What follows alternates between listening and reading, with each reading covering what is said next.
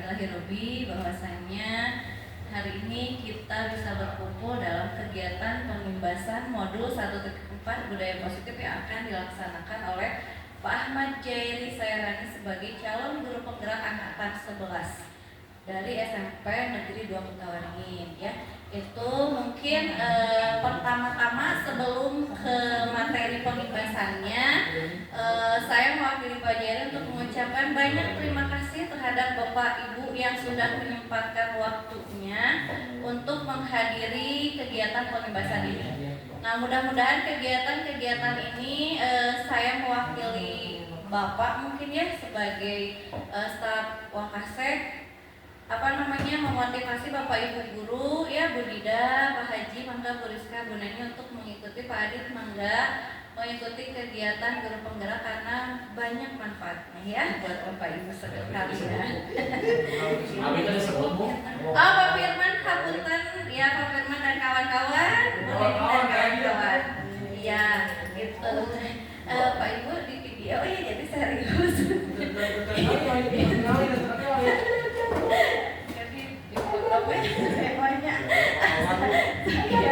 Jadi untuk mengefisiensikan waktu ya, kita sambut pemateri kita hari ini yaitu Pak Ahmad Jairi. Silahkan Bapak, mangga waktu dan sempat dipersilakan. Jadi MC. Terima kasih Ibu Wakasek Kurikulum yang telah menyempatkan hadir di tengah-tengah kita. Sebetulnya saya juga tadi udah minta izin ke Bapak Kepala Sekolah, namun ada kegiatan yang lain sehingga didelegasikan ke Pak Kasek atau ke bagian kurikulum. Di sini ada Ibu Cucun dan rekan-rekan semua. Terima kasih atas waktunya untuk pengimbasan ini. Di sini sesinya mungkin kita akan diskusi ya, bukan di sini saya untuk mengajari rekan-rekan. Tentunya ini juga saya juga masih tergolong baru di dunia pendidikan. Ada yang lebih senior di sini, ada Pak Jadi, Bu Rizka, Bu Neni, Bu Dida, Pak Firman itu yang sudah lebih aktif di sekolah lebih lama gitu ya. Nah di sini merupakan salah satu penyelesaian tugas itu ya, salah satu rangkaian tugas dari guru penggerak itu adalah pengimbasan di modul 1.4. Ini rangkaian yang cukup panjang dalam perjalanan pendidikan guru penggerak ini. Salah satu tugasnya itu adalah pengimbasan yang ada di modul 1.4 terkait dengan budaya positif. Nah, kita juga perlu menyadari betul gitu bahwa kita sebagai pendidik di sekolah kita juga harus membangun budaya positif yang ada di lingkungan kita, sehingga nantinya para siswa atau peserta didik yang ada di sekolah kita nyaman dalam menuntut ilmu. Begitupun bagi rekan-rekan kita juga atau bagi guru juga dapat menyampaikan ilmu, dapat mendelivery pengetahuan kita secara nyaman dan dapat dihargai oleh siswa. Nah, sebelum lanjut ke materi-materi selanjutnya, perlu kita ketahui dulu persamaan persepsi terkait dengan budaya positif. Nah, di sini budaya positif yang dimaksud adalah merupakan perwujudan dari nilai-nilai atau keyakinan universal yang diterapkan di sekolah. Budaya positif diawali dengan perubahan paradigma tentang teori kontrol gitu ya. Nah, jadi budaya positif ini bagaimana mewujudkan nilai-nilai atau merupakan keyakinan yang ada di universal ini, pengetahuan bersama atau nilai-nilai secara bersama yang diterapkan di lingkungan kita. Nah, dengan langkah-langkah yang pertama adalah dengan perubahan paradigma tentang teori kontrol. Di mana teori kontrol ini bagaimana kita guru, apakah kita berada pada posisi kontrol atau yang dikontrol itu siapa, atau siswa, atau kita yang dikontrol oleh siswa. Nah, ini kita juga perlu dipahami bersama. Nah, ini adalah merupakan jadi landasan dalam diskusi kita terkait dengan budaya positif. Nah, selanjutnya, ini ada beberapa materi yang akan saya coba diskusikan gitu ya. Ini sampai 3 jam, mungkin 4 jam mungkin ya. Semoga kuat. Kalau tidak 1 jam aja cukup saya juga. Semoga kuat gitu ya.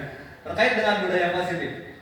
Budaya positif merupakan transformasi dari dunia pendidikan gitu, yang dilandasi oleh filosofinya founding father kita gitu ya adalah Ki Hajar Dewantara terkait dengan pendidikan, di mana Ki Hajar Dewantara memiliki keyakinan dalam memiliki filosofi dalam pendidikan merupakan bahwa pendidikan haruslah menuntut dan memanusiakan manusia sehingga menghasilkan manusia yang merdeka.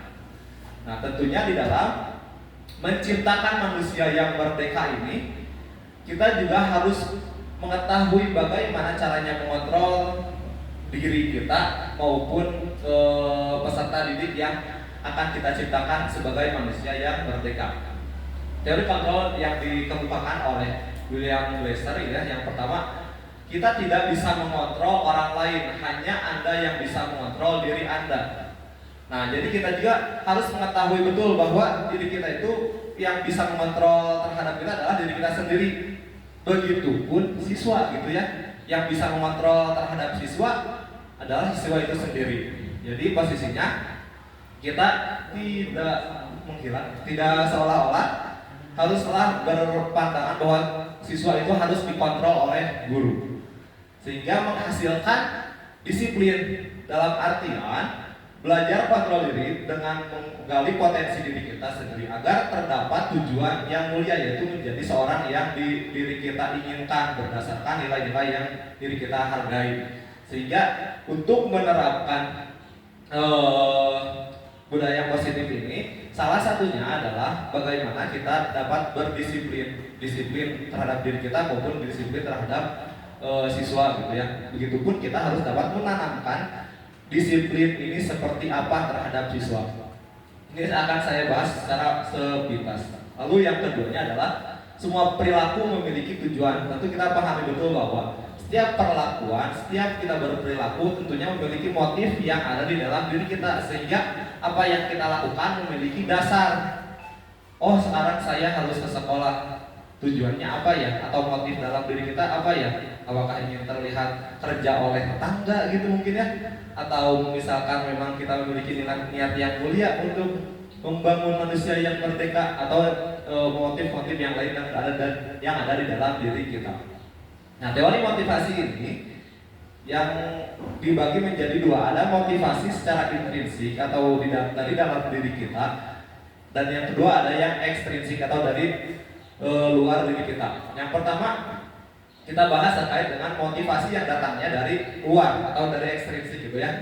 Yang pertama adalah untuk menghindari hukuman. Jadi ketika kita berperilaku, kita taat terhadap hukum, ketika kita memiliki motivasi yang dari luar, ini kecenderungan adalah untuk menghindari hukuman gitu. Saya mah tertib deh, saya mah disiplin deh, untuk apa? Untuk menghindari hukuman. Berarti belum ada keyakinan di dalam diri siswa tersebut untuk menegakkan suatu aturan atas dasar kemauan sendiri, namun hanya masih dari faktor eksternal. Itu adalah menghindari hukuman. Yang keduanya ada mendapatkan imbalan. Nah, mungkin ada siswa yang, atau kita juga yang dulu ke siswa, kita kenapa rajin ke sekolah karena mendapatkan TPP gitu misalkan ya. Jadi itu adalah merupakan motivasi eksternal atau ekstrinsik gitu. Ini adalah masih kurang baik. Kenapa? Karena ini sifatnya bukan dari kemauan diri sendiri, tapi keinginan untuk mendapatkan suatu imbalan atas apa yang telah kita lakukan. Lalu selanjutnya ini mulai masuk ke dalam motivasi di dalam diri gitu ya. Ketika kita berperilaku, ketika kita disiplin untuk menghargai diri kita sendiri gitu ya. Nah, ini merupakan motivasi yang seharusnya ada di dalam diri kita, ada di dalam peserta didik kita di sekolah gitu ya, bahwa setiap ketika kita disiplin, setiap kita melakukan hal-hal apapun yang ada di sekolah ini haruslah bertujuan untuk menghargai diri kita gitu ya. Sehingga apa yang didisiplinkan, apa yang dilakukan merupakan atas dasar nilai-nilai kebajikan universal. Nilai-nilainya itu apa aja, perlakuannya nanti akan kita coba bersama-sama baca. Lalu yang selanjutnya untuk menerapkan untuk menerapkan disiplin positif ini, menerapkan nilai-nilai kebajikan secara universal ini, tentunya kita harus sepakati dulu di awal gitu ya, bahwa ini teh baik, yang ini kurang baik, terus yang ini boleh, yang ini tidak boleh. Nah ini kita harus sepakati di awal bahwa persamaan persepsi dengan siswa kita pada saat di kelas ini kita harus dibangun pada pertemuan-pertemuan awal, sehingga menghasilkan keyakinan kelas gitu ya. Sehingga dalam keyakinan kelas ini sangat krusial gitu dalam pembelajaran satu semester ke depan atau 1 tahun ke depan atau seterusnya gitu dalam pembelajaran. Jadi apa yang boleh dan tidak boleh pada saat pembelajaran ini harus kita yakini bersama di dalam keyakinan kelas. Nah kalau membuat keyakinan kelas, mungkin ada yang sudah terbiasa ya membuat keyakinan kelas yang baik secara lisan maupun sudah ditulis gitu ya. Namun alangkah baiknya mah ditulis gitu atau dipajang sehingga apa yang telah mereka sepakati dapat dilihat dan dipahami oleh siswa-siswa kita. Lalu yang selanjutnya terkait dengan modal berpikir menang kalah. Nah, atau apa namanya, berpola berpikir kita mungkin pada saat dulu atau sebelum-sebelumnya bahwa berpikir itu adalah menang kalah, antara menang dan kalah, menang kalah, kamu benar atau salah, itu terus itu. Nah, di dalam budaya positif kita akan coba merubah paradigma kita mungkin ya, secara bersama mengetahui bahwa sebetulnya bukan hanya menang atau kalah, bukan hanya benar dan salah. Benar menurut kita belum tentu benar menurut ibu bapak, menurut saya benar, menurut ibu bapak salah, atau menurut saya salah, menurut ibu bapak benar. Nah, ini kita harus mengetahui itu terkait dengan, sehingga menghasilkan, kita mengharuskan adalah kolaborasi dan konsentrasi menceritakan pilihan-pilihan yang ada gitu ya.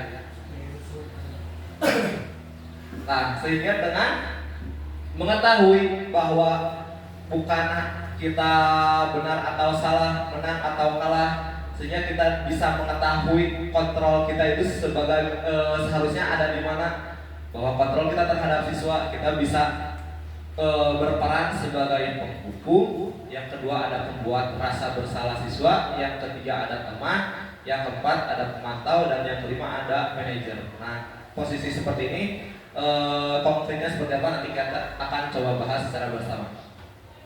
Lalu dengan menerapkan disiplin positif ini juga kita mencoba belajar terkait dengan kebutuhan dasar manusia. Tentunya tidak mungkin gitu ya kita ketika kita mau disiplin, akan tetapi kebutuhan dasar anak tersebut atau kita aja misalkan ya, kebutuhan dasarnya belum terpenuhi. Nah, di sini adalah kebutuhan dasar manusia. Yang pertama adalah bertahan hidup atau survival gitu ya. Ketika katakanlah misalkan banyak yang berlaku kurang pantas itu, mencuri dan lain sebagainya, untuk apa? Ujung-ujungnya tetap kan untuk bertahan hidup. Nah, maka dari itu pendidikan ini seharusnya harus memperhatikan 5 kebutuhan dasar ini.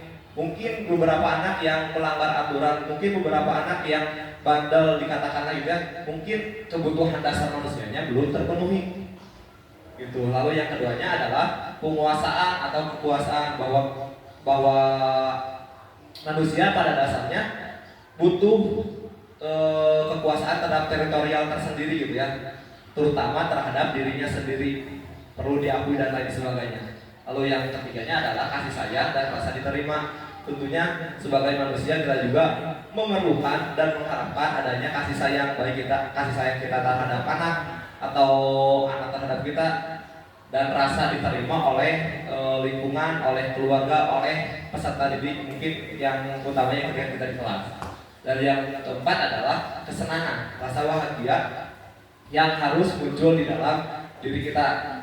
Dan yang terakhir adalah kebebasan, freedom gitu ya. Nah, sehingga haruslah divalidasi terlebih dahulu kebutuhan 5 kebutuhan dasar manusia ini.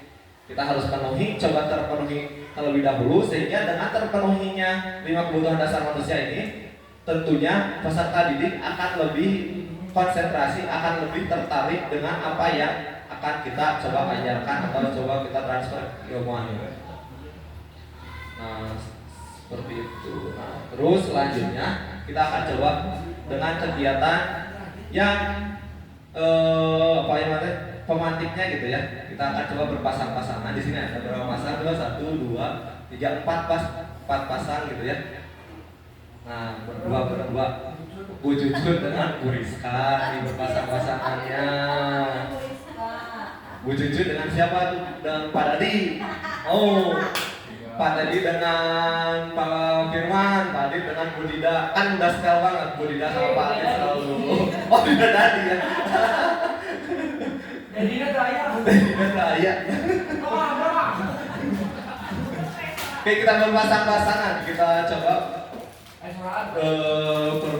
permainan ya, kita coba mempraktekkan apa yang ada di depan dengan kita bersama berpasang-pasangan. Pasangannya sudah ada kan ya?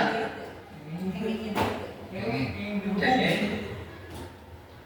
Pasangannya mau sama siapa? Ibu Cucu dengan Bu? Oh, perempuan, laki-laki boleh lah. Bu Dida dengan Ibu Neni. Pak Dadi dengan Pak Adit, Pak Firman dengan Pak Teddy. Berdekatan dong, berhadapan-hadapan biar lebih mengenal. Nah, lebih cocok. Nanti ambek-ambek telinga gebu belum tidak. Berdekatan aja biar bisa saling menjawab menonjol. Nah, jangan ya. Sering si popoloto, sering elek-ketek gitu ya. Nah, kita coba bagi tugas. Satu orang mengepalkan tangannya.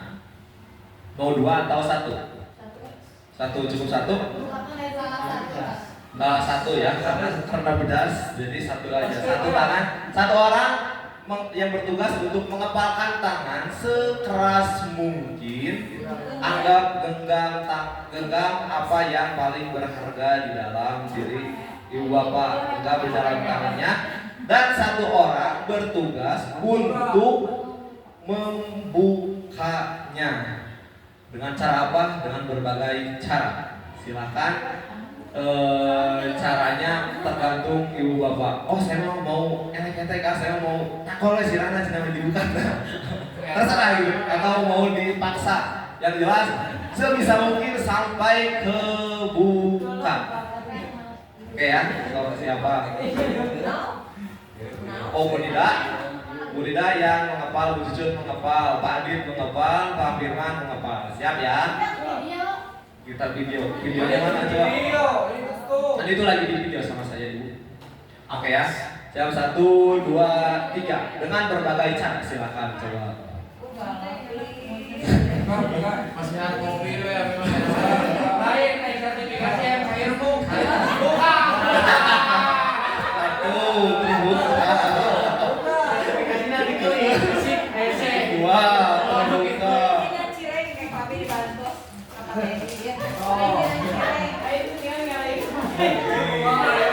Masih Melayu.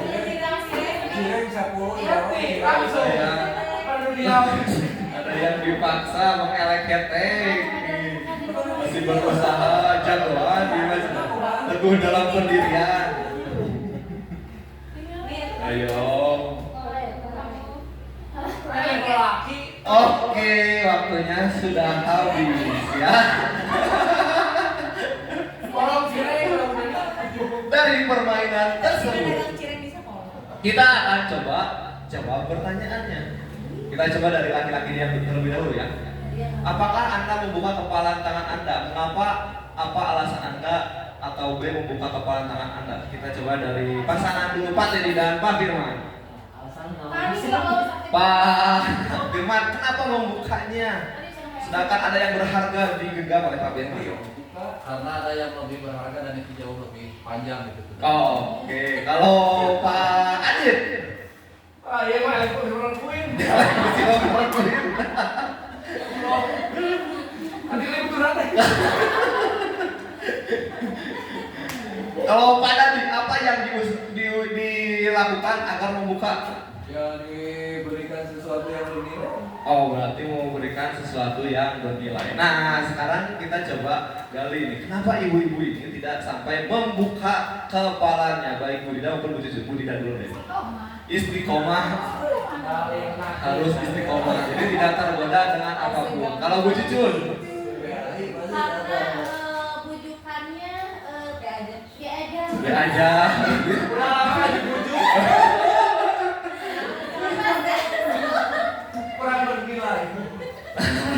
Jadi tadi ada yang berhasil gitu ya sampai membuka kepala tangannya, ada yang masih kurang meyakinkan gitu ya, meyakinkan sehingga masih kurang berharga nih imbalannya. Kalau tadi bapak-bapak mah dengan silver queen pun karena butuh dan lapar saya akan membukanya. Kan tadi katanya sudah ada bahwa kita tadi sudah menerap, tadi katanya ada 5 kebutuhan dasar manusia. Nah, kebutuhannya adalah terhadap bertahan hidup atau survival. Oh, si Bapak Ima tadi kan makan tapi makannya kayaknya sedikit, berapa silver queen ya, sehingga membuka gitu kan. Nah, sehingga yang menjadi pertanyaan adalah sesungguhnya siapa yang memegang kendali? Apakah yang mengapalkan? Apakah yang berusaha membuka? Yang mengepal. Yang mengapal. Ada yang membuka. Alasan mengapa? Kenapa? Karena sebenarnya membuka atau menutup ya gimana kita. Kalau kita ikhlas buka aja ya buka. Kalau misalnya nggak mau dibuka ya enggak. Walaupun tujuannya sekuat apapun saya nggak mau buka gitu kan. Jadi kendali tetap ada di tangan yang membuka dan menutup. Oke, ada pandangan lain? Berarti gimana Berarti? Kalau dikaitkan dengan murid gitu ya, dengan siswa dari permainan tersebut. Ya intinya kan tadi kalau kita buka artinya berarti seseorang itu pasti bisa mempengaruhi. Jadi kalau kita pun ke siswa sama, bagaimana supaya dia berubah jadi pengaruhnya bagaimana? Nah, ya. Berarti kita Ya, dihipnotiskan kan ada juga pernah berhasil berarti. cuma curhat dong. Yang gampang kendali itu laki-laki. Gua tahu. Dengan demikian ya betul ya. Ini masalah hidup ini cerita. Jadi gitu ya bahwa dari permainan tersebut bahwa kita mengetahui bahwa oh ternyata yang memegang kendali itu adalah orang yang mengepalnya gitu. Bagaimana kita mengepalnya? Nah kalau misalkan tadi dikaitkan dengan murid dan guru, posisi yang mengepal itu adalah murid gitu ya. Yang berusaha untuk membuka adalah guru. Sehingga ketika kita mau memberikan advice atau pengetahuan terhadap murid, kita harus terlebih dahulu membuat muridnya nyaman terlebih dahulu mungkin ya, sehingga dia mau membuka hatinya, mau membuka pikirannya, sehingga transfer ilmu dapat terjadi di situ. Bukan hanya transaksional seperti tadi Pak Firman kan, tadi gitu ya, untuk dibuka kamu langsung tidak dicairkan sertifikasinya kayak gitu ya. Ancaman dulu berarti kan. Nah, intimidasi, ancaman, bujuk rayu, nah itu adalah salah satu berbagai cara untuk pendekatan kita terhadap peserta didik dalam upaya memberikan ilmu kita. Kita lanjut selanjutnya. Nah ini ya, yang dulu kita ketahui terkait dengan dan kita pahami dalam dunia pendidikan adalah teori stimulus dan respon. Dan sekarang kita coba bertransformasi pemikiran kita, mengubah paradigma kita menjadi teori kontrol. Dulu kita mengetahui bahwa realitas kebutuhan kita adalah sama. Setiap individu berkebutuhan sama, makanya berada di SMP yang sama, katakanlah seperti itu. Sedangkan di teori kontrol, realitas atau kebutuhan kita berbeda. Untuk saat ini kita harus menyadari betul bahwa setiap individu, setiap siswa, setiap peserta didik memiliki karakteristik dan kebutuhan yang berbeda. Gitu. Lalu yang kedua, di teori stimulus respon, yang kedua adalah semua orang melihat hal yang sama. apa yang kita ajarkan di dalam kelas di papan tulis bahwa semuanya menganggap sama pemikirannya. Sedangkan di teori kontrol, setiap orang memiliki gambaran yang berbeda. Kita ambil contoh, kita membuat gambar, katakanlah gambar gunung. Setiap orang memiliki pandangan tersendiri terhadap apa yang kita gambarkan di depan. Mungkin satu orang, Pak, saya memang merasa sedih melihat gunung dan sawah-sawah. Kenapa? Karena ibu saya bekerja di rumatan sawah bertani. Mungkin itu di si A atau di orang yang satu. Di orang yang lain, Pak, saya merasa tenang melihat gunung. Kenapa? Karena saya biasa di kota sehingga melihat pemandangan menjadi lebih tenang. Karena apa? Karena setiap orang memiliki histori di dalam pikirannya yang membuat persepsi yang dikemukakan oleh siswa tersebut. Sehingga kita harus memahami bahwa setiap orang memiliki gambaran yang berbeda terhadap apa? Terhadap apapun, baik itu aturan, pelajaran maupun pengetahuan hidup. Yang ketiga, di teori stimulus respon kita mencoba mengubah mengubah orang agar berpandangan sama dengan kita. Dulu kan kita mendoktrin gitu ya, mendoktrin bahwa pemahaman kita harus seperti ini, harus A ya A, B ya B, cemburu A, cemburu B. Namun untuk saat ini kita harus berpegang kepada teori kontrol ini. Yang ketiga adalah kita berusaha memahami pandangan orang lain tentang dunia gitu, tentang apapun. Oh, dia berperilaku seperti itu. Oh, dia berpandangan seperti itu. Latar belakangnya itu kayak gimana? Sehingga dia berpandangan melihat pembelajaran, melihat kenyataan itu sedemikian rupa. Ini adalah di teori kontrol yang ketiga. Yang keempat, di teori stimulus respon adalah perilaku buruk dilihat sebagai suatu kesalahan. Bahwa kita masih ada terkadang saya juga masih merasa ketika anak berperilaku buruk oh iya berarti salah, oh iya tidak sesuai dengan norma. Sedangkan di teori kontrol bahwa semua perilaku memiliki tujuan.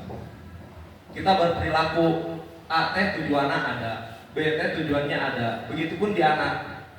Setiap anak juga memiliki tujuannya masing-masing. Setiap perilaku yang diperlihatkan di sekolah memiliki tujuan yang berbeda-beda. Lalu yang kelima ya, orang lain bisa mengontrol saya. Nah kalau yang kelima ini mungkin kita berpandangan bahwa si anaknya bisa dikontrol oleh guru gitu ya, sehingga kumaha saya misalkan saya mengajar dia harus A, B. Itu adalah kita berpandangan bahwa orang lain bisa mengontrol saya atau saya bisa mengontrol orang lain ya. Ini masih berkaitan dengan yang nomor 5-6-nya, bahwa masih di dalam teori stimulus respon kita menyadari bahwa kita meyakini bahwa orang lain bisa mengontrol saya, begitupun saya bisa mengontrol orang lain. Sedangkan di teori kontrol Anda tidak bisa mengontrol orang lain dan orang lain tidak bisa mengontrol diri kita. Gitu ya, bahwa kita juga harus paham ternyata tidak semua orang bisa kita kontrol, dan begitupun orang lain tidak bisa mengontrol diri saya sendiri. Dengan demikian kita lebih mentoleransi berbagai perlakuan orang lain begitu terhadap siswa berdasarkan latar belakang si siswa tersebut seperti ini, sehingga berperilakunya seperti apa. Dan yang terakhir adalah model berpikir menang atau kalah. Model yang sekarang adalah model berpikir menang dan menang. Jadi bukan hanya salah dan benar, tapi karena kita berpatokan kepada yang tadi gitu ya, bahwa setiap perilaku ada historis di belakangnya. Dengan kita mengetahui historis di belakangnya, maka kita tidak akan mudah menyalahkan orang lain atau tidak akan mudah menyalahkan siswa. Makanya di sini ada dinamakan dengan model berpikir menang-menang, bukan model berpikir menang atau kalah. Gitu ya, Bapak Ibu. Nah, terkait dengan berpikir tadi menang atau kalah atau benar atau salah, maka akan berkaitan erat juga dengan disiplin. Disiplin positif merupakan unsur utama dalam terwujudnya budaya positif yang kita cita-citakan di sekolah kita gitu ya. Ini akan sangat berkaitan dengan budaya positif. Bagaimana budaya positif ini bisa diterapkan di sekolah? Maka yang paling dasar adalah kita bisa menerapkan terlebih dahulu disiplin positif. Bagaimana disiplin positif ini bisa diterapkan? Kita kebanyakan orang menghubungkan harus mengetahui gitu kan terlebih dahulu bahwa apa sih yang dimaksud dengan disiplin gitu. Nah, di sini kita coba jelaskan. Kebanyakan orang menghubungkan kata disiplin dengan tata tertib, teratur, kepatuhan pada peraturan. Itu adalah disiplin. Namun ternyata kata disiplin juga sering dihubungkan dengan hukuman, padahal itu sungguh berbeda. Karena belajar tentang disiplin positif tidak harus dengan memberi hukuman. Justru itu adalah salah satu alternatif terakhir dan bila perlu tidak digunakan sama sekali gitu ya. Nah, untuk memberikan hukuman terhadap siswa gitu ya, ini adalah salah satu opsi terakhir apabila harus diberikan kepada siswa gitu ya. Namun alangkah lebih baiknya memang tidak sampai menghukum siswa. Namun dengan apa? Seolah-olah kalau pandangan awam gitu ya, ini Pak Jari lagi menghukum meralikan anak gitu ya. Namun dengan adanya disiplin positif, efek jerak tentunya tetap harus ada gitu ya. Jadi bahwa saya berlaku salah. Namun itu bukan datang dari guru bahwa kamu harus seperti ini, kamu harus seperti itu, tapi itu harus datang dari siswa. Dengan cara apa? Dengan kita membuat kesepakatan kelas ketika Anda misalkan contoh kasusnya di olahraga, ya Anda terlambat datang ke lapangan, teman-teman kalian sudah melakukan pemanasan berbaris dan pemanasan gitu ya. Anda baru datang, apa konsekuensinya? Konsekuensinya apa yang paling sesuai? Melakukan pemanasan kan ya? Kan pemanasannya bentuknya bebas gimana teman-temannya. Kalau teman-temannya pemanasannya lari aja, berarti lari. Itu kan bukan hukuman, tapi konsekuensi atas keterlambatan mengganti pemanasan dengan berlari gitu contohnya. Terus selanjutnya dalam menerapkan disiplin positif, tentunya kita harus berpatokan terhadap nilai-nilai kebajikan secara yang universal gitu. Utamanya di lingkungan sekolah terhadap profil pelajar Pancasila. Yang pertama adalah beriman bertakwa kepada Tuhan Yang Maha Esa dan berakhlak mulia. Yang kedua adalah mandiri, bernalar kritis, berkebinekaan global, bergotong royong dan kreatif. Ini yang sering diwar-warkan oleh kita gitu ya di hari Jumat di kegiatan P5. Nah, adapun juga nilai-nilai kebajikan menurut Civitas Project gitu ya, terdapat beberapa perlakuan atau perilaku yang memang memiliki nilai kebajikan. Di antaranya ada rasa peduli, rajin yang diperlihatkan, integritas yang dimiliki oleh anak, rasa hormat terhadap teman maupun guru, lalu terus terangan, kejujuran gitu ya, terus terangan ketika melakukan kesalahan dia mengakui kesalahannya, lalu keberanian dalam mengungkapkan pendapat, keberanian dalam mengakui kesalahan, kebahagiaan, kesenangan gitu ya, tanggung jawab anak, kebersihan, kesantunan, keadilan, pengabdian, komitmen dan lain-lain gitu. Ini sangat yang harus ditanamkan di dalam budaya positif. Yang paling pertama adalah disiplin positif. Diawali di mana? Di dalam kelas. Lalu selanjutnya, apa motivasi manusia berperilaku? Coba rekan-rekan. Motivasi manusia berperilaku itu apa sih? Motivasinya nawan coba. Bu Dani gimana Bu kalau manusia berperilaku nih motivasinya apa ya kira-kira? Apa kalau Bu? Something wrong. ingin lebih baik lagi. Ingin berperilaku lebih baik lagi gitu ya, sehingga berperilaku yang baik. Kalau Bu Cucun apa Bu? Mungkin dilihat dari tadi untuk diri sendiri gitu atau Untuk sendiri. baik diri sendiri atau mau secara general boleh Bu? Sebenarnya yang tadi disampaikan sama Pak Jari kan ada motivasi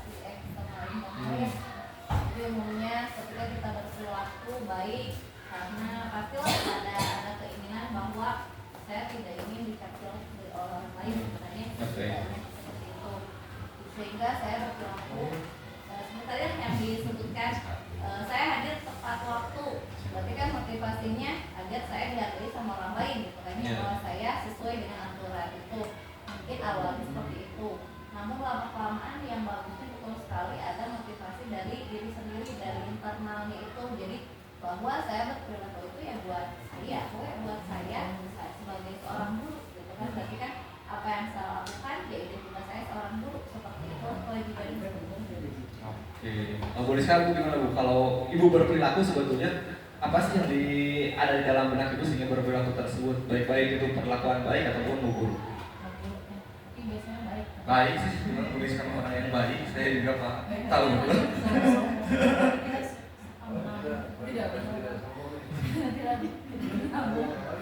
Kalau berperilaku yang sering yang ada dengan diri saya ketika menjadi guru itu satu ya pelajari. Saya suka ingat sama mahasiswa, kalau misalnya saya berperilaku tidak baik, bagaimana berlaku bertanya gitu ya. Iya. Jadi yang pertama itu saya harus baik, karena kalau saya tidak baik berarti anak-anak mungkin melihat saya tidak baik. Iya betul. Kalau baik memang keren gitu ya, bakal bermudahan. Iya. Oke. Kalau Pak Firman ya Pak Firman berperilaku. Kalau Apa sih berperilaku? motivasi manusia berperilaku itu, kalau yang dari luarnya mungkin ingin mendapatkan sebuah penghargaan gitu ya, baik itu perilaku lagi ataupun hal yang lain yang bersifat materi. Kalau misalkan untuk diri sendirinya kurang lebih sama, ingin diperlakukan sebagai manusia ya, lagi lah gitu, kurang lebih seperti itu.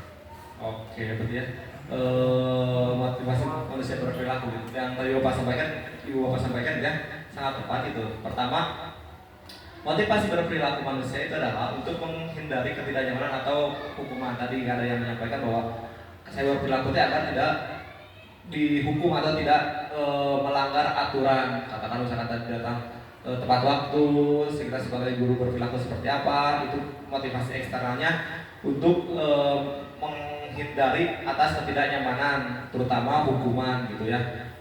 Terus yang selanjutnya untuk mendapatkan imbalan atau penghargaan dari orang lain yang tadi Pak Firman sampaikan itu bahwa ketika kita berperilaku, ketika motivasinya eksternal atau yang bersifat dari luar, maka kita akan mengharapkan atas perlakuan kita gitu, perilaku kita atas mengharapkan apa? Imbalan baik itu tadi secara perkataan dari orang lain maupun secara material yang didapatkan dari orang lain. Nah, ini masih sifatnya eksternal. Lalu yang ketiga, untuk menjadi orang yang mereka inginkan dan menghargai diri sendiri dengan nilai-nilai yang mereka percaya, dan yang tadi disampaikan Ibu Rizka gitu ya, bahwa apa yang dan disampaikan juga sama Bu Deni, bahwa apa yang pelakuan yang dimunculkan merupakan adalah salah satu bentuk penghargaan terhadap diri sendiri sehingga meningkatkan value apa yang ada di dalam diri kita gitu. Nah, erat kaitannya antara eksternal dan internal ini memang masih sering berkaitan gitu ya. Bukan tidak mungkin, masih sangat jarang ketika seseorang berperilaku dari awal sampai akhir itu memiliki motivasi yang ada dalam diri sendiri gitu ya. Terkadang kita juga berperilaku ingin mendapatkan pengakuan dari orang lain, ingin mendapatkan imbalan atas pekerjaan saya. Dan itu dia memang masih sangat erat kaitannya dengan kita. Tentunya tahapan yang awal-awal pasti kita lalui adalah yang nomor 1 dan nomor 2 gitu ya, bahwa apa yang kita lakukan itu adalah bentuk upaya agar terhindar dari hukuman, dan apa yang kita lakukan adalah bentuk upaya kita agar dihargai dan mendapatkan imbalan dari orang lain. Ini adalah tahapan-tahapan untuk menuju ke nomor yang 3, untuk menjadi orang yang mereka inginkan dan menghargai diri sendiri dengan nilai-nilai yang mereka percaya. Begitupun di siswa gitu ya.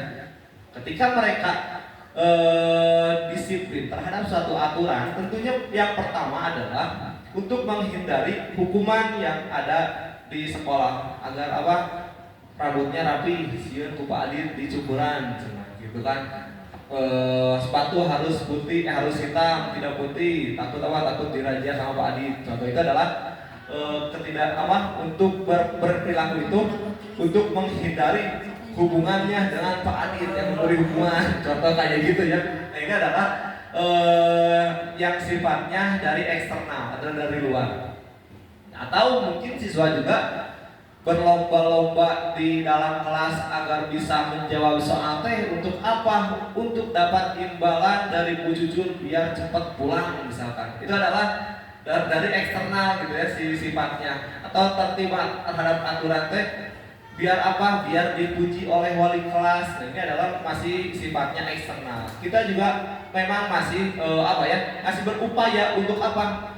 Menanamkan disiplin positif ini agar apa nantinya ada akhirnya nanti membudaya terhadap diri siswa tersebut, terbiasa terhadap aturan-aturan tersebut, dan akhirnya menyadari betul bahwa aturan tersebut ditegakkan, aturan tersebut dilakukan itu untuk meningkatkan nilai-nilai yang mereka percaya, sehingga memiliki value tersendiri di dalam dirinya gitu.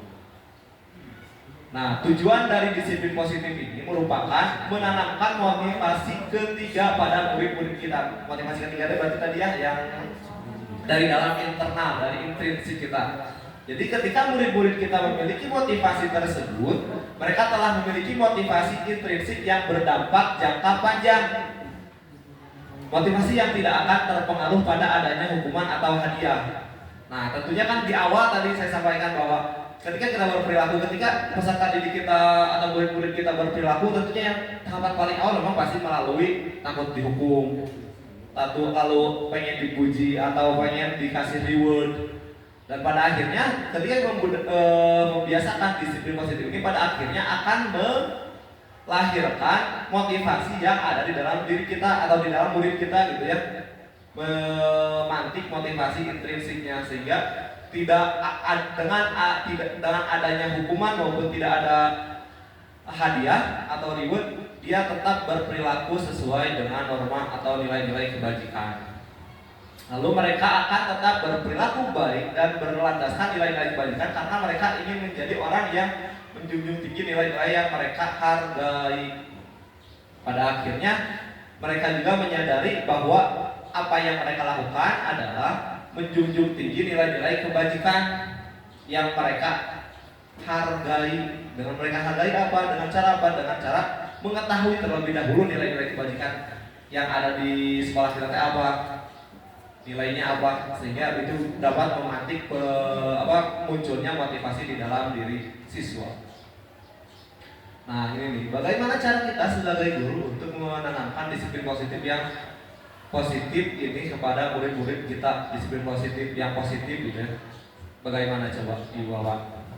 Pak Teddy gimana Pak Teddy? Kalau menurut Pak Teddy, kita sebagai guru nih untuk menanamkan disiplin positifnya harus seperti apa kepada murid?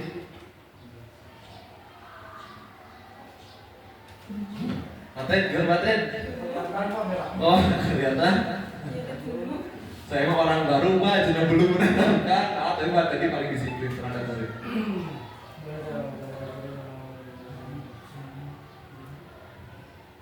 Mulai dari diri sendiri Pak. Oh, dengan memberikan contoh bahwa ketika memberikan contoh, mereka juga mengetahui ternyata disiplin yang positif ini teh memiliki nilai-nilainya apa.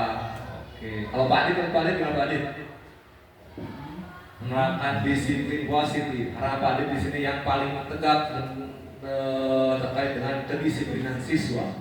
Membiasakan sesuatu yang positif. Oke, dan membiasakan.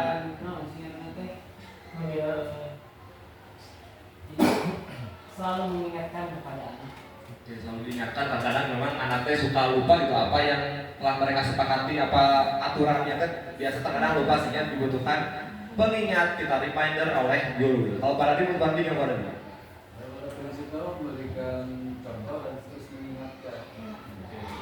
Jadi untuk menanamkan disiplin positif terhadap siswa, tentunya yang paling pertama memang kita memberikan contoh terlebih dahulu bahwa apa yang aturan yang telah kita sepakati dan telah kita buat kita taati gitu ya sebagai guru. Lalu yang selanjutnya terkadang kita juga lupa, makanya kita saling mengingatkan, baik itu kita terhadap siswa maupun siswa terhadap guru. Begitupun yang salah satu contohnya adalah di olahraga gitu ya. Ketika saya lagi nyaman menjelaskan gitu ya, waktunya teh sudah habis tapi belum bel. Sebetulnya memang belum habis secara jam pelajaran, tapi ada kesepakatan di awal bahwa di 10 menit di akhir itu akan pembelajaran akan selesai karena digunakan untuk ganti pakaian dan menuju ke kelas kembali gitu. Nah ketika saya itu terkadang masih saya lupa, tapi oleh siswa suka diingatkan bahwa waktunya sudah selesai. Itu adalah salah satu bentuk saling mengingatkan murid dengan guru, baik guru dengan murid. Nah, dengan kita mengetahui bagaimana cara menerapkan disiplin positif ini, juga kita harus mengetahui terlebih dahulu apa itu hukuman, konsekuensi, dan restitusi. Bagaimana kita menerapkan hukuman, konsekuensi terhadap siswa, dan restitusi terhadap siswa. Hukuman, kita kenali dulu secara definisinya dari hukuman. Hukuman itu sifatnya paksaan, konsep diri yang buruk tiba-tiba terjadi dibuat oleh guru dan menyakitkan siswa. Jadi kalau hukuman mah yang sifatnya teh, oh mana salah, oh kamu salah. Kenapa? Siswa akan kebingungan. Kenapa saya berlaku salah? Kan ini tidak disepakati di awal. Sehingga dengan ketika kita menerapkan hukuman yang biasanya tiba-tiba terjadi gitu ya, ini akan menyakitkan diri siswa secara mentalnya gitu ya. Lalu yang kedua ada yang namanya konsekuensi. Mendorong kepatuhan, konsep diri yang baik sudah diketahui, masuk akal dan dibuat guru dan muridnya. Dengan membuat konsekuensi prosesnya itu adalah suatu aturan yang dibuat secara bersama oleh guru dan murid dan telah diketahui secara bersama, sehingga akan mendorong para murid kita untuk menaati aturan atau kepatuhan terhadap aturan yang telah disepakati. Nah, apa bedanya dengan restitusi? Di dalam restitusi mendorong disiplin yang positif, konsep diri yang kuat, pilihan murid yang menentukan dan dibuat juga oleh murid. Jadi manakala ketika siswa berperilaku yang tidak sesuai dengan kesepakatan kelasnya atau kesepakatan sekolah dalam artian aturan, maka siswa tersebut, murid tersebut yang menentukan harus apanya gitu ya, harus konsekuensi apanya teh siswa yang menentukan, dan itu tentunya dibuat oleh siswa. Itu kalau perbedaan antara restitusi dan konsekuensi. Lalu kita masuk kita coba divisualisasikan di dalam suatu acara. Dalam sebuah acara pesta ulang tahun kita yang diserahkan di rumah kita, teman Anda ada yang memecahkan gelas. Apakah Anda akan membiarkan dia membayar dengan harga gelas yang dipecahkannya? Jadi pada suatu masa ibu bapak sedang misalkan mengadakan acara ulang tahun gitu ya, acara ulang tahun anak ibu bapak di rumah. Lalu contoh misalkan Bu Rizka mengadakan, lalu Bu Neni teh memecahkan gelas, terus Bu Neni teh Bu Rizka abi balik ngegetosan gelasna kumaha. Nah, kalau posisi Bu Rizka di posisi tersebut bagaimana menurut Ibu?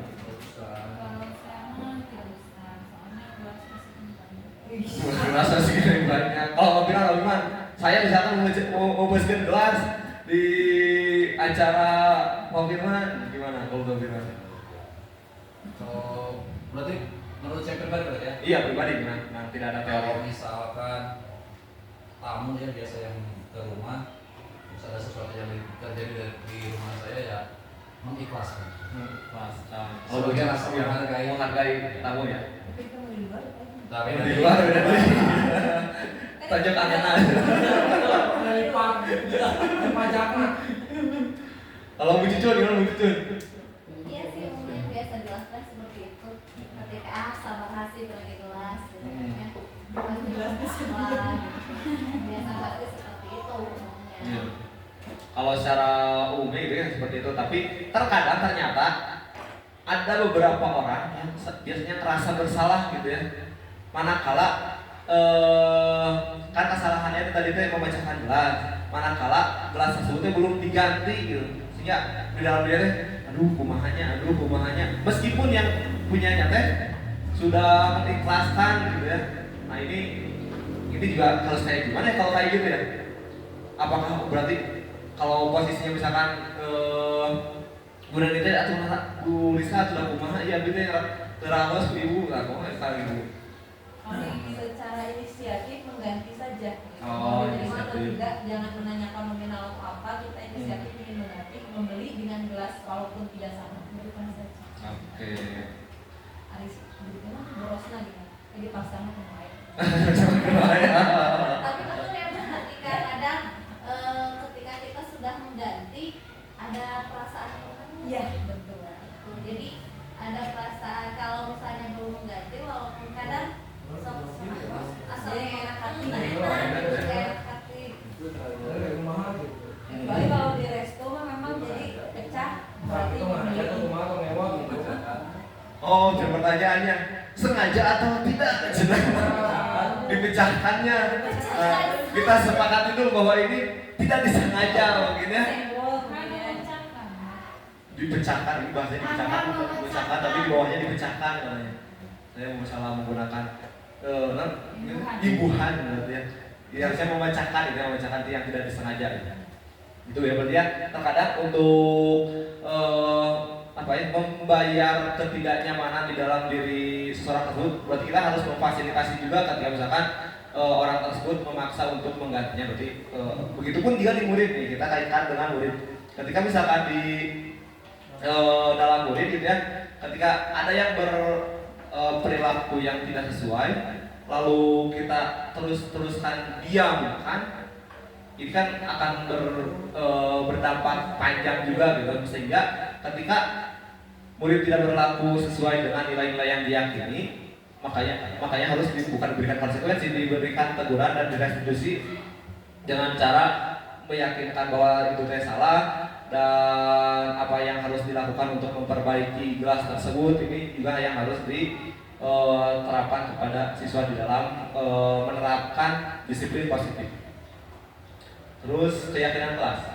Nah, untuk melaksanakan atau menerapkan disiplin positif ini, yang pertama paling memungkinkan adalah diterapkan di awal pembelajaran atau di kelas. Jadi dimulai dari kelasnya masing-masing dengan memiliki keyakinan kelas setiap angkatan atau setiap kelas itu, maka akan secara berefek secara general di satu sekolah. Kenapa? Karena di setiap kelas memiliki keyakinan yang mereka anut gitu ya. Keyakinan kelas ini bersifat abstrak daripada peraturan yang lebih rinci dan konkret gitu ya. Dari kalau aturan yang pasti kan ada jelas, namun dalam keyakinan kelas biasanya cenderung lebih abstrak gitu. Nah, yang selanjutnya adalah keyakinan kelas berupa pernyataan-pernyataan yang universal. Tadi kan juga ada yang sifatnya yang universal tadi apa aja ya coba? Yang ini ada yang peduli, rajin, keberanian, kesantunan, kreatif. Nah, ini bisa dijadikan acuan dalam membuat keyakinan kelas. Bagaimana rasa peduli diterapkan di kelas, kita buat dituangkan di dalam keyakinan kelas.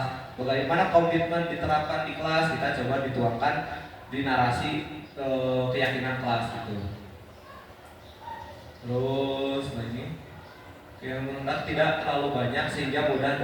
Nah, ketika kita membuat keyakinan kelas, kita juga tidak perlu membuat yang banyak-banyak gitu. Nantinya akan kebingungan untuk menerapkan si nilai-nilai universal tersebut, sehingga dibuatkan tidak terlalu banyak atau cukup gitu ya untuk mudah diingat dan mudah dibaca oleh peserta didik. Lalu keyakinan kelas sebaiknya sesuatu yang dapat diterapkan di lingkungan tersebut. Jadi bukan hanya yang ada-ada, tapi yang harus bisa diimplementasikan di kelas tersebut. Semua warga kelas hendaknya ikut berkontribusi dalam pembuatan keyakinan kelas lewat kegiatan curah pendapat. Jadi di awal pembelajaran, di awal semester ini biasanya mereka mencurahkan apa aja sih yang mereka harapkan dan dituangkan di keyakinan kelas.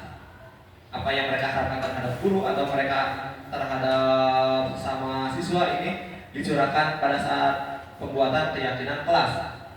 Lalu yang terakhirnya adalah bersedia meninjau kembali keyakinan kelas dari waktu ke waktu. Nah, karena biasanya ada beberapa keyakinan kelas yang berkembang gitu ya, yang tidak termuat di dalam keyakinan yang pertama dibuat gitu. Sehingga diperlukan meninjau kembali keyakinan kelas yang dari waktu dan secara periodik gitu ya, dari waktu ke waktu. Karena akan perilaku siswa tersebut sangatlah berkembang gitu ya. Nah, ini salah satu bentuk keyakinan kelas itu. Nilai yang diangkatnya, nilai universal yang diangkatnya adalah hormat.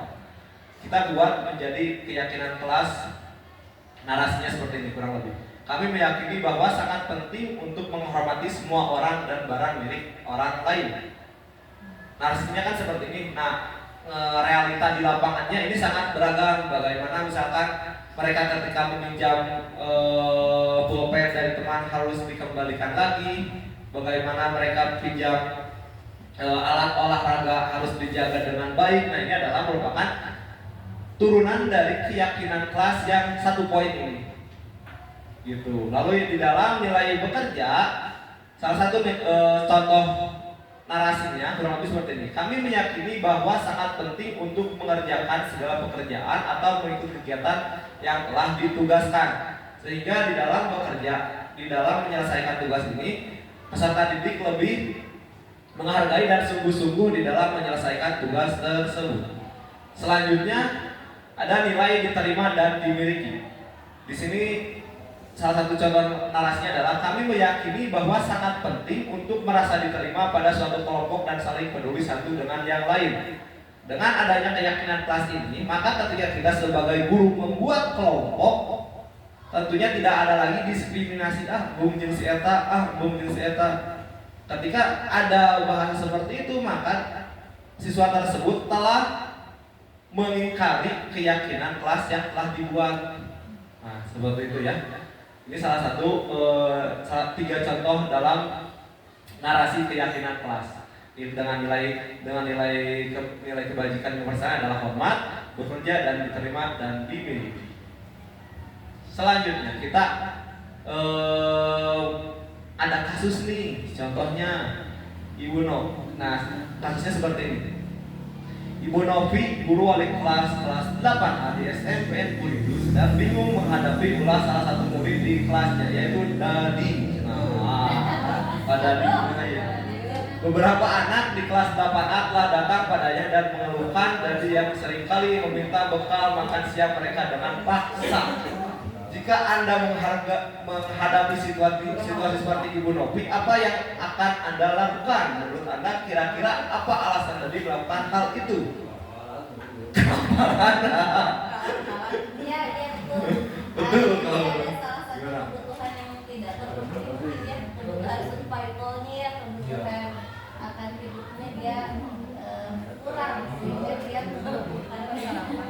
Atau bisa juga sih Pak, kesenangan. Iseng ya? Iya, cari perhatian. Cari perhatian. Padit, gimana Padit? Tunduk siapa? Nah, kalau misalkan tadi apa yang akan dilakukan, kan kalau tadi alasan, kira-kira apa alasan tadi? Nah, mungkin alasan tadi kelaparan, belum terpenuhi 5 kebutuhan dasar manusianya sehingga berperilaku tersebut. Lalu apa yang seharusnya, yang langkah-langkah seperti apa sih yang Ibu Novi seharusnya lakukan? Coba. Apa alasannya? Alasannya apa? Mungkin ada salah satu alasan yang tadi benar-benar kelaparan atau mungkin mencari perhatian juga. Iya. Oke. Nanti tentunya akan perlakuan yang akan berbeda-beda ketika kita mengetahui alasan atau histori dari dia berperilaku tersebut. Ini akan sangat berkembang dan beragam. Berdasarkan apa? Berdasarkan alasan dari melakukan hal tersebut. Mungkin pertama digali terlebih dahulu si alasan dari ini kenapa berperilaku seperti ini, sehingga kita akan menentukan langkah-langkah selanjutnya berdasarkan alasan dari ini. Oke ya. Selanjutnya, nah tadi kan ada juga yang bahwa ketika anak berperilaku tidak sesuai, tentunya biasanya ada kebutuhan dasar yang tidak terpenuhi. Nah tadi apabila yang tadi berarti apa kebutuhan dasar apa? Bisa kebutuhan bertahan hidup. Bertahan hidup ya. Yang poin bawah kebutuhan kesenangan. Oh iya. Ada bisa itu juga Bu, kebutuhan pengakuan atas kemampuan yang merasa berkuasa. Ya. Oh, penguasaan. Oke, ya berarti ini sebetulnya bisa sangat beragam alasannya. Yang paling mungkin karena berarti ada 3 ya, kebutuhan bertahan hidup, lalu untuk kesenangan, dan pengen ada pengakuan bahwa kekuasaan. Nah, tentunya ketika kita mendapatkan suatu permasalahan di kelas, tentunya kita harus menggali terlebih dahulu, jangan salah langsung hukum, bukan seperti itu lagi berarti ya.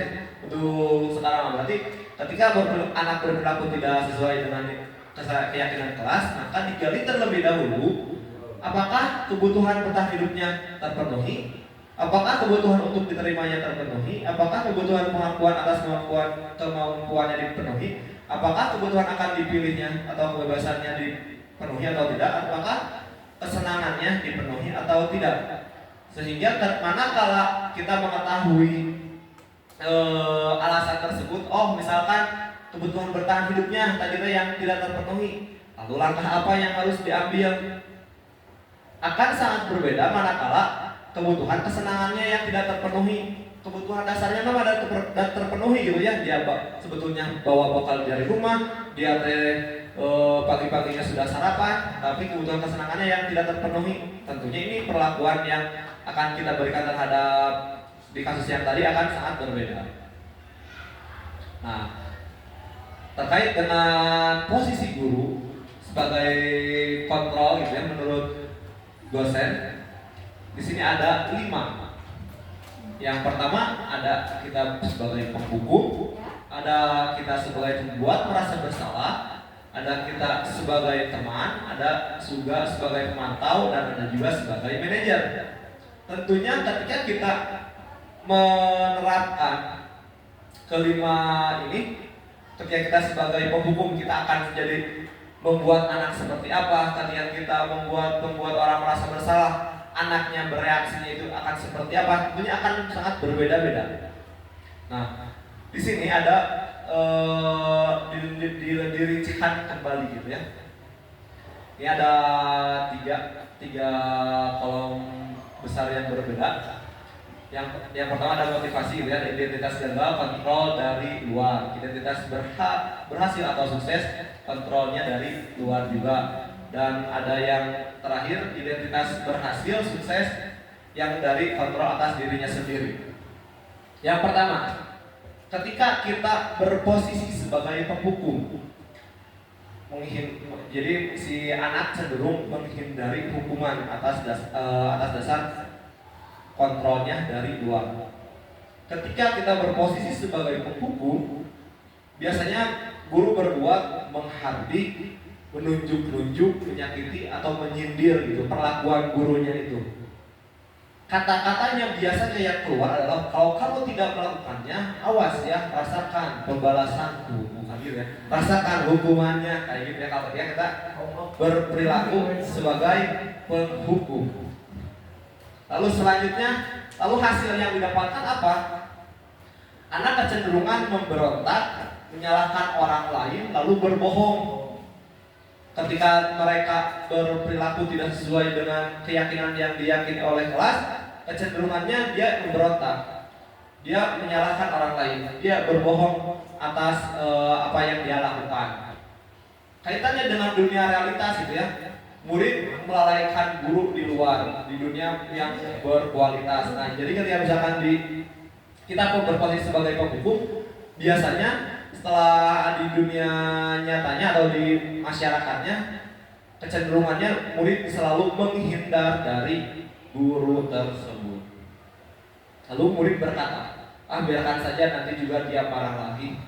Karena karena akumulasi dari ketika kita sebagai penghukum adat. Nah ini jadi bae dari supaya itu mah isu pakai toke ngambak deui. Jadi langgar terus aturan kayak gitu. Lalu dampak pada murid mengulangi kesalahan, sehingga bukannya ada efek jerak, ternyata malah mengulangi kesalahan yang sama. Kayak gitu itu efek-efek dari ketika kita menjadi sebagai penghukum terhadap siswa. Selanjutnya ada membuat orang merasa bersalah. Kita sebagai guru membuat siswa kita merasa bersalah, berceramah dan mengatakan si guru berbuatnya gitu ya. Seharusnya kamu ini, ibu kecewa ya sama kamu, karena kamu berperilaku tidak sesuai. Terus guru berkata, seharusnya kamu sudah tahu ibu lelah sekali mengatakannya, ibu stres. Ini adalah sehingga si ibu stres gara-gara perlakuan saya. Ini adalah jadi si siswanya juga hasilnya menyangkal atau berbohong pada akhirnya. Untuk apa? Untuk memuaskan hasrat si gurunya agar dia merasa benar juga si guru tersebut. Lalu kaitannya dengan di dunia nyatanya, murid meletakkan guru di dalam dunia yang berkualitas. Jadi murid meskipun gurunya dianggap sebagai guru yang berkualitas, namun tetap saja gitu bahwa menyimpan guru di dunia yang berkualitas dalam artian guru yang memiliki historis yang menurut dia harus baik karena dipaksa oleh guru tersebut gitu, karena tidak ingin dia merasa guru tersebut bersalah. Lalu murid berkata, maafkan saya, maafkan si guru nyerang teh, maafkan lu, kenapa? Karena dia merasa bersalah gitu. Lalu dampaknya pada murid merasa rendah diri, tidak ada munculnya percaya diri atau keinginan dia berinteraksi lebih lanjut dengan guru, tidak ada keterbukaan. Ini adalah membuat orang merasa bersalah.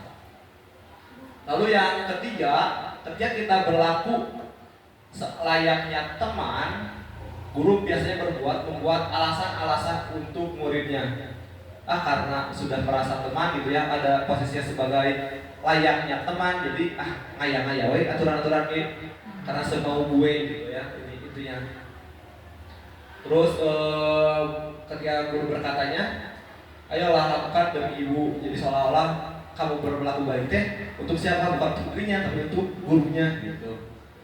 Masa kamu tidak mau? Ingat tidak, ibu pernah bantu.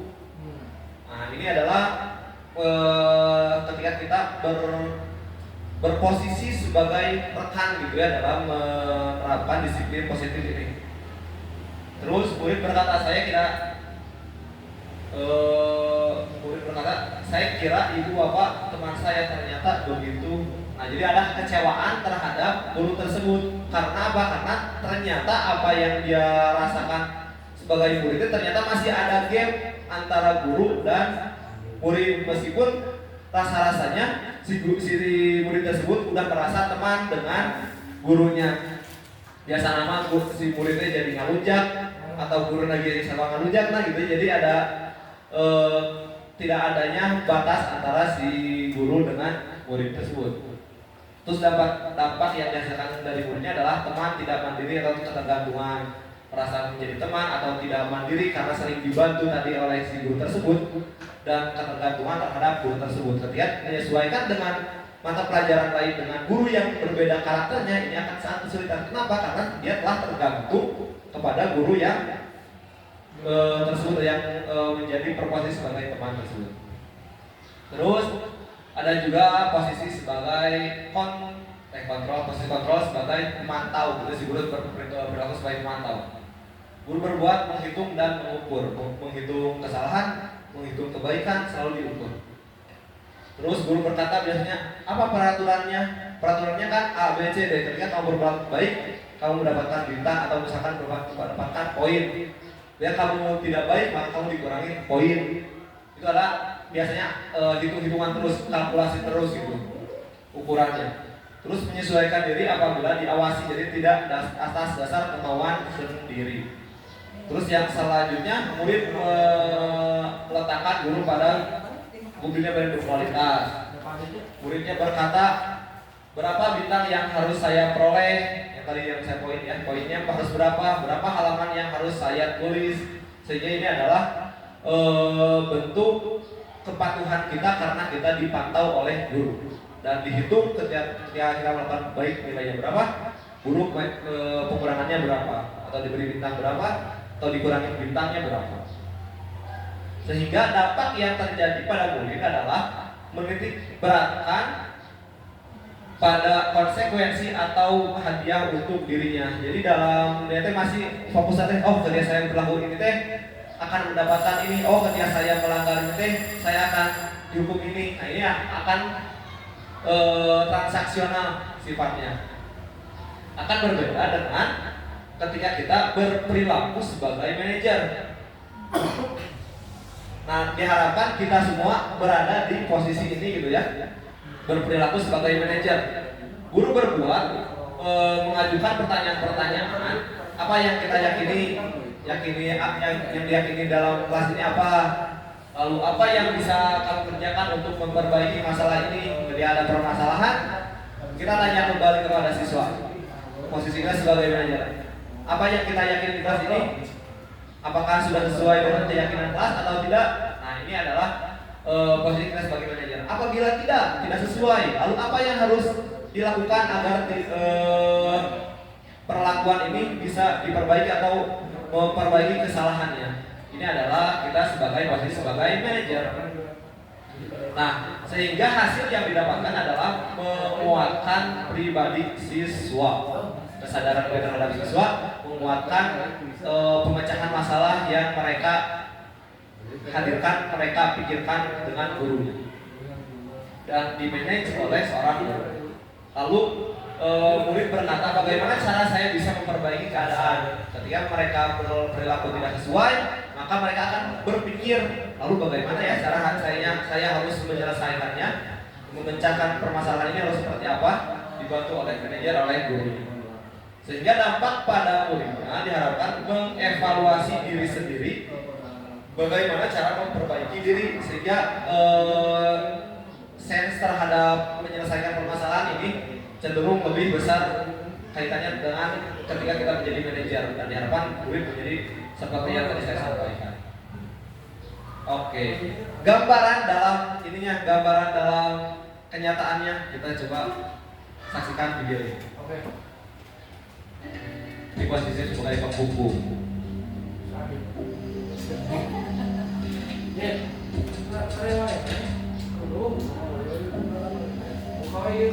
Naran! Sini kamu! Selamat pagi Bu. Selalu terlambat. Kamu deh, pasti terlambat. Maaf Bu, saya Apa? Apa coba? Alasan kamu apa lagi? Kapan sih kamu tidak terlambat? Malas sekali ya kamu jadi anak. saya Dasar pemalas. Gak kapok-kapok sih kamu. Sudah berapa kali terlambat? Sana, kamu keliling lapangan basket 2 kali. kenapa saya harus keliling lapangan basket Bu? Kenapa? Kamu melawan ibu. Berani-beraninya jawab. Sudah terlambat, masih berani jawab pula. Sekarang, keliling lapangan basket 5 kali sekalian. Biar kapok. Cepat. Pergi sana ke lapangan basket. Posisi penghukum biasanya berbicara dengan nada tinggi, menghardik, menunjuk-nunjuk, Sesuai yang ada di menyakiti, ya, di tabel. dan menyindir. Hukuman bisa berupa fisik maupun psikis. Ibu dan bapak guru hebat. Dampak yang terjadi pada murid ketika guru berada pada posisi penghukum adalah murid cenderung akan memberontak, bahkan menyimpan dendam. Selanjutnya posisi membuat merasa bersalah.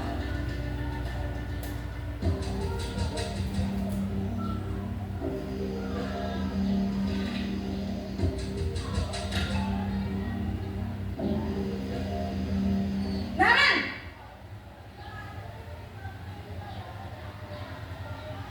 Selamat pagi Bu. Naren. Kamu kenapa terlambat lagi, nak? Ya Tuhan, Naren. Kamu senang ya bikin ibu susah ya? Kalau kamu terlambat lagi, nanti ibu yang ditegur bapak kepala sekolah, nak. Disangka ibu tidak bisa membina kamu. Duh, gimana ini? Maaf Bu. Duh, Gusti Naren. Kamu suka ya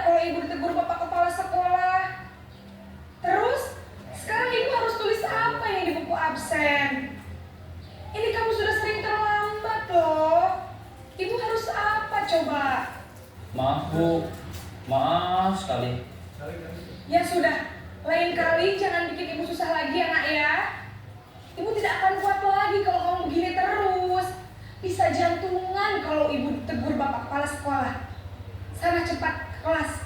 Maaf ya Bu, maaf sekali. Posisi pembuat rasa bersalah berbicara dengan nada tenang, cenderung lembut. Namun kata-kata yang diutarakan membuat murid merasa menjadi orang yang gagal, memandang buruk dirinya sendiri, merasa tidak berharga, dan tidak sanggup membahagiakan orang lain.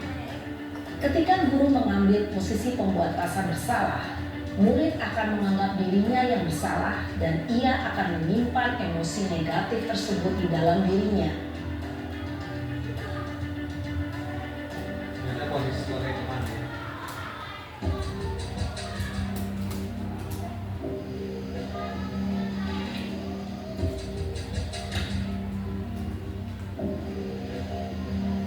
Naren!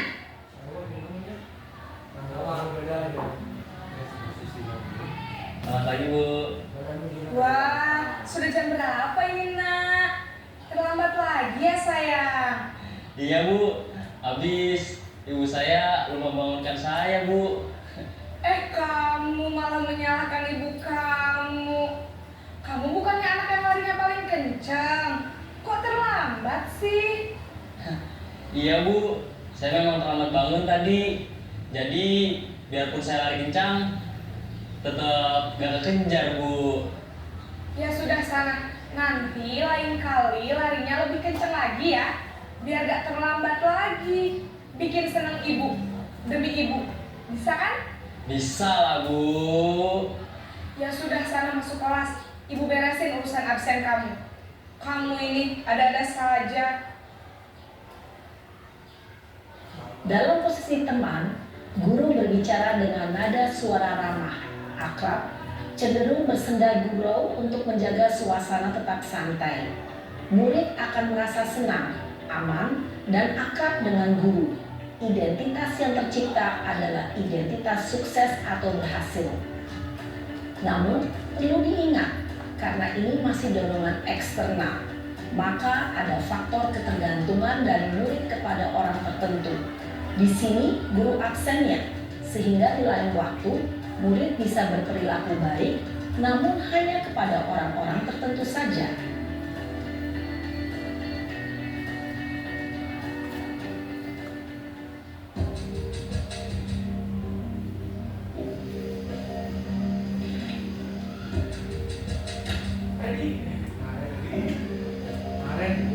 Naren!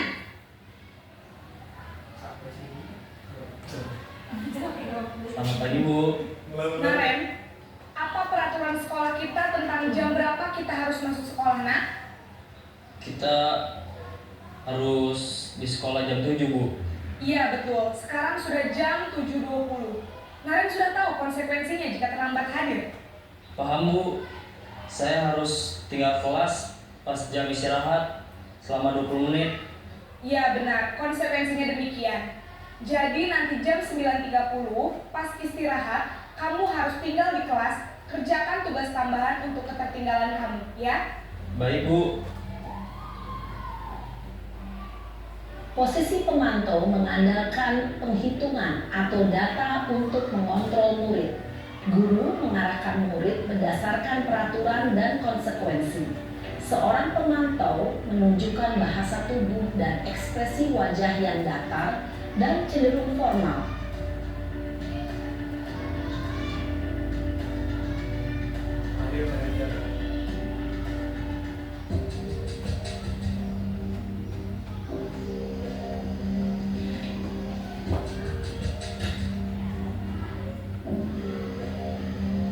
Naren! Sekarang di bawah itu. Kedengaran semuanya. Selamat pagi Bu. Selamat pagi Naren. Maaf Bu, saya terlambat. Iya, sekolah masuknya jam 7, sekarang sudah jam 7.20. Jadi sekarang bagaimana ini Naren? Maaf Bu, saya lupa setel alarm saya semalam.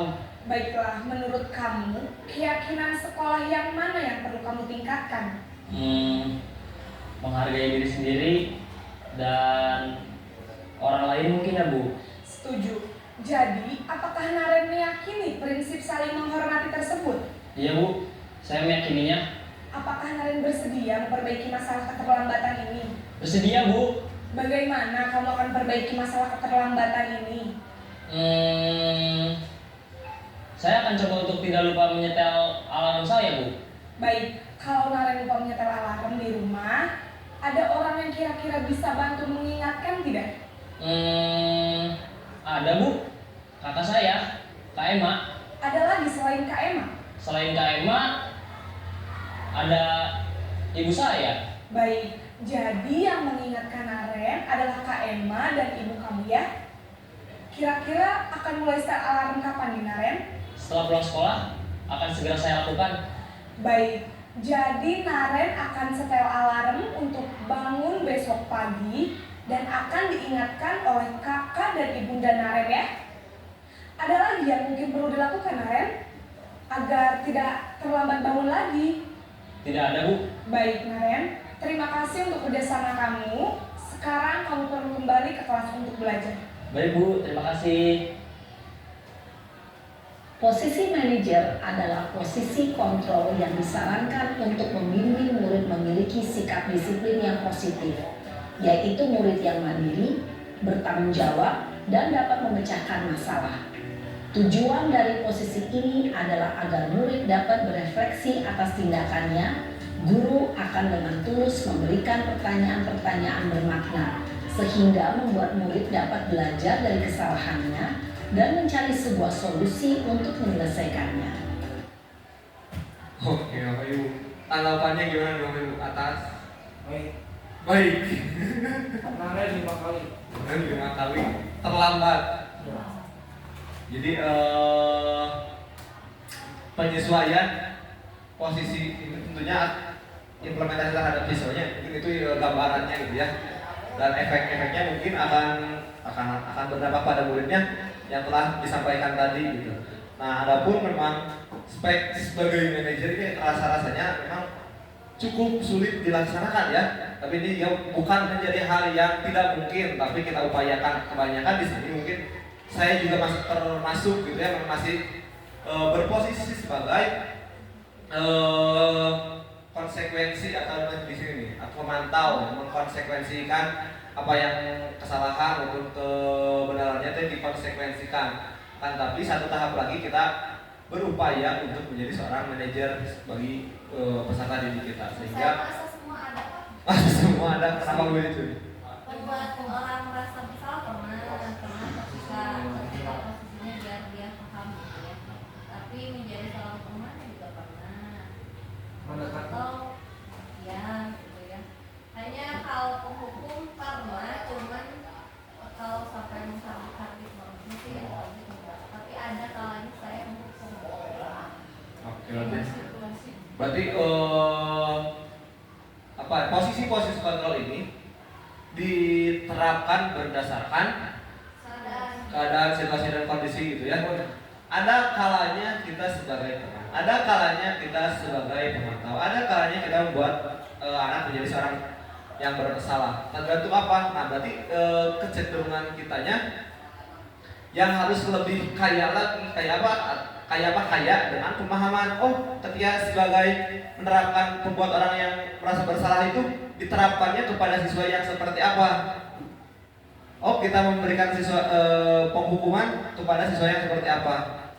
Seperti itu mungkin ya. Jadi, namun tetap ketika kita spek dewanya gitu katakanlah ya, ketika kita misalkan telah berdamai dengan diri kita sendiri dan menyamakan terhadap siswa gitu ya, tetap kita berperilaku terhadap siswa, alangkah baiknya kita berposisi sebagai manajer gitu ya.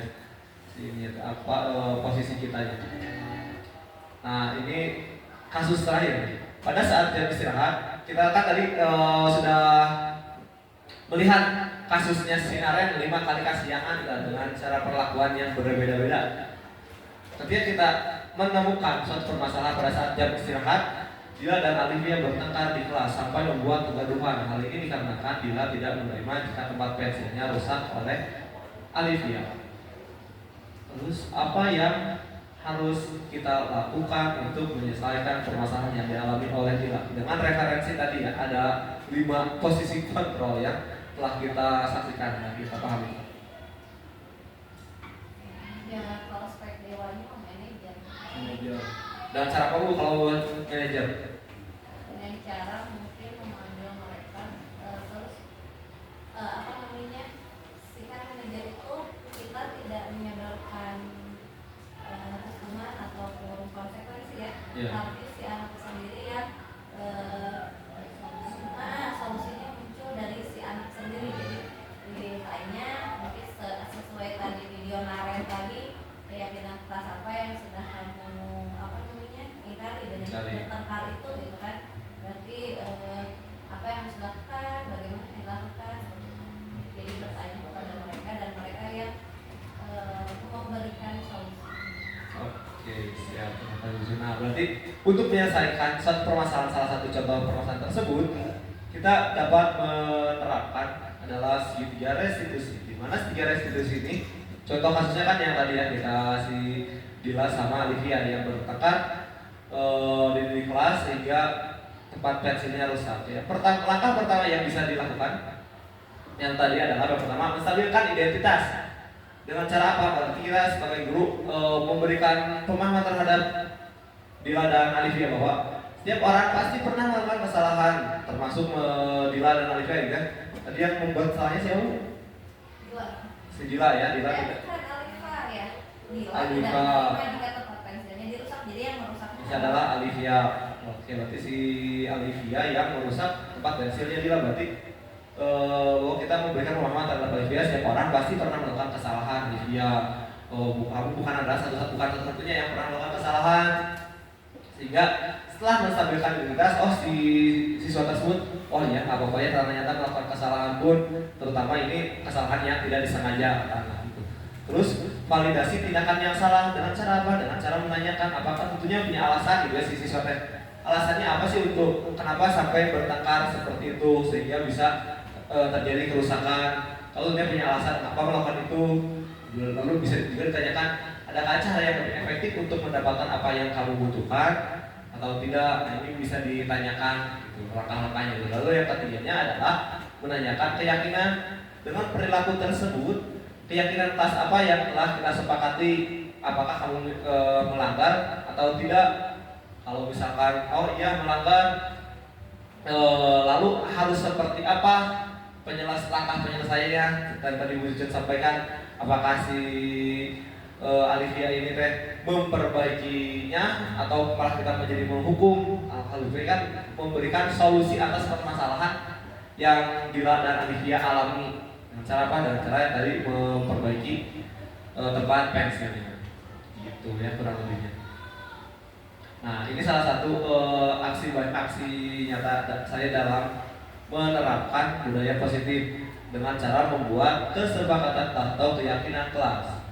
Saya di sini waktu awal semester di hampir semua kelas itu mulai menerapkan masuk ke dalam kelas, terus diawali dengan membuat keyakinan kelas, utamanya karena di luar kelas pembelajaran olahraga dan di lapangan, sehingga kita harus lebih terperinci sebetulnya.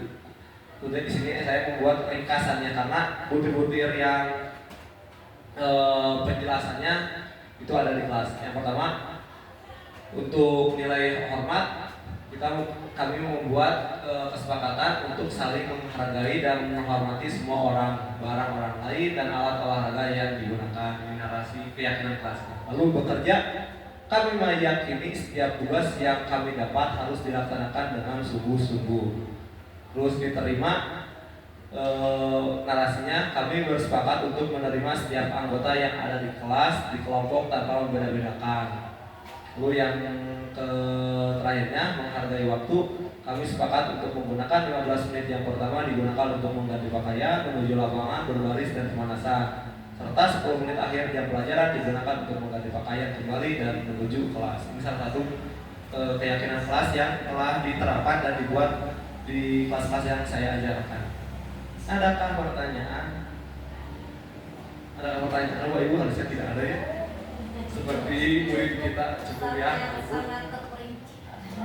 Oke, terima kasih atas perhatiannya. Kurang lebihnya mohon maaf. Assalamualaikum warahmatullahi wabarakatuh. Puji Tuhan, mohon maaf.